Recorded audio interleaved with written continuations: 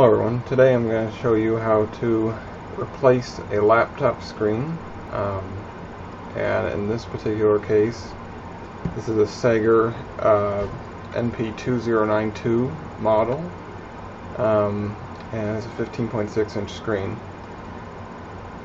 So I guess I'm just going to get started. First, what of course we're going to do is flip over the laptop and take out the battery like such, and then we're going to take it and open up the laptop here, and I'll get it positioned a little better. Here we go. Now there's 6 screws to take off in this case, and they're each right here. So just need a Phillips relatively small Phillips head, and you'll be able to take them out. Once you've got all 6 screws out, you can go and just pop up on this, pull up on the tabs here, and this will come apart like so. So we've got our metal, or our plastic frame, that is, and we're just going to set it down. Now here, the screen's a little loose right now, but essentially what you're going to have is 2 screws in the bottom and 2 screws for the inverter, and it looks like there's one here holding on some kind of wire. So I'm going to go and take out the bottom screws. So I'm going to keep these guys in a group. Put these 2 separate, and of course I'm going to go and unplug the inverter board cable that goes to the motherboard, and I'm just going to pull on this one over here that goes to the screen. So I've got those now, and I'm going to take the inverter board screws off so I can go ahead and remove it for now. So the inverter board, and we've got our screen is still on the hinges, so we have it separated at this point. So now what you need to do is bring up your laptop like such. You can go and separate this, and we've got some screws here on the metal frame on the side of the screen. So I'm going to go ahead and remove those so we can actually remove the screen. I'm going to move those over a bit. Alright. So now we've got our screen loose. Oh, you gotta take out the last screw. Down here, it's right here. Try to get so people can see. It's right down here below the screen. So I'm going to go ahead and remove it. Just because definitely want the flexibility to be able to move the screen where you want. But it actually might stay there, so I'm just going to leave it there. You got our main wire here, and that's connecting the screen here. So what we want to do is, I guess, taking the screen out. Now, this is from Screen Country, or Vancouver Laptop Inc. That's where I bought the screen from, because it's actually the only place that had it. The 1680 by 1050 resolution version in matte. So I had to get it at screencountry.com, and I will go ahead and open it up. It comes in this nice box. Yep, a yellow envelope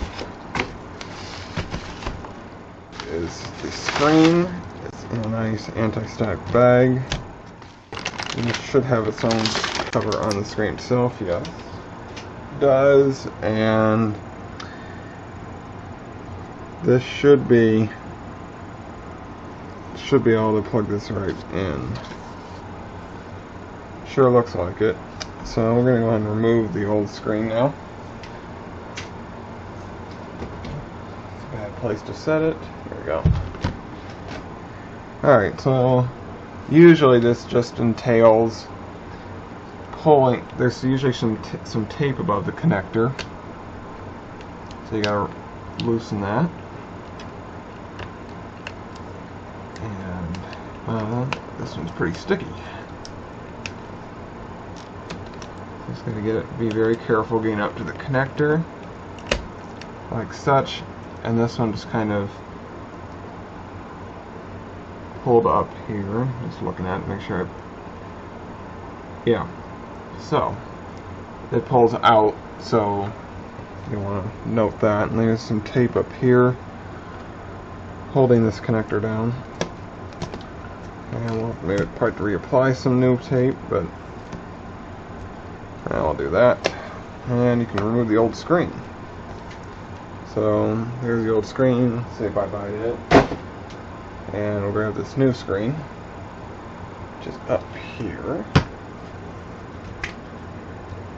Now, usually what I do is I try to get the tape so I can peel it off without having to take it off right now. So, get it like that. And what I'm going to do is set it back the same way. And let's do this. Now this connector just pushes in, and we'll put the tape back down, and then should be good to go as far as connecting it. So it takes a little bit of good eye work here, but that looks good. So we're gonna. All right. So make sure your connector's all the way in. Keep it in there. I'm putting some pressure on it so it doesn't come back out on me a little bit. And judge if the tape will re-stick sufficiently. So if it does, you can just use it again. But sometimes I put some Scotch tape on it, on the original tape, just to make sure. But you know, this one actually seems pretty good, so what I'm going to do is just tape this back down. I think that'll be fine. And now we're ready to reverse this process, and you want to make sure that the backlight cable coming from the screen is ready to be moved. This is actually the first time I've seen that, where they tape that down. That's fine. Not a bad thing. So that's movable now. Now let's go and pop this back up here. And make sure our tape's okay. Yes. Alright. And that one's better. There's a new screen.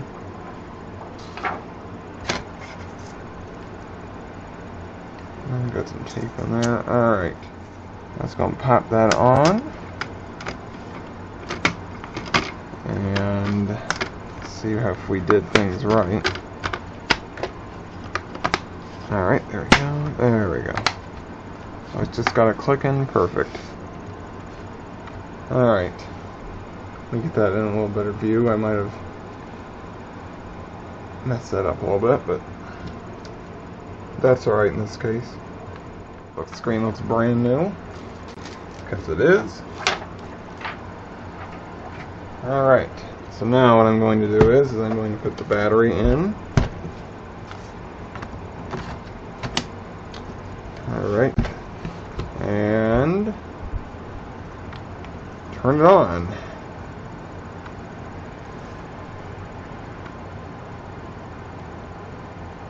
And yay, we got a screen. Look at it go. Alright.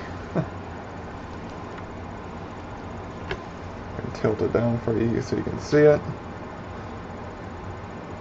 Looks wonderful. Exactly what I needed.